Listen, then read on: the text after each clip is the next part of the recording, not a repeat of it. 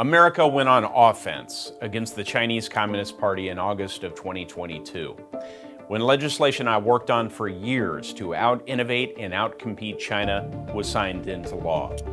The legislation went by many titles: the Endless Frontier Act, the U.S. Innovation and Competition Act, and finally, the CHIPS and Science Act. No matter its name, this legislation was a vision of America's continued leadership and technological innovation, and its enactment was a bold investment in America's national security. I wrote the original version of this bill recognizing that we're in an ongoing global power competition with China. In many crucial areas, Beijing is gaining ground or even ahead of the United States. The world's autocrats are attempting to exert their influence across the globe. You see, this is about deciding which values are going to animate these technologies in the future. The Chinese Communist Party has invested trillions in the frontier technologies that will shape our modern economy and decide the winners of future wars. Technologies like quantum computing, hypersonics, and artificial intelligence. The CHIPS and Science Act provides a significant federal investment to jumpstart semiconductor production here in the United States.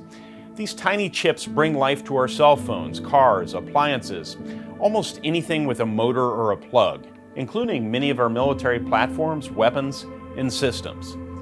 America makes only 11% of the global supply of semiconductors, and China is investing heavily in semiconductor production. China accounted for less than 4% of the market half a decade ago, but now controls over 20% of the market in 2023. If China produces more and more of the world's supply of semiconductors, America's economy and security could be at the mercy of the CCP, especially in the event of another pandemic or war. After all, 90% of the chips in our military hardware are currently made overseas. This is all part of Beijing's bet to beat America. But the CHIPS and Science Act will help to ensure that America can counter that bet.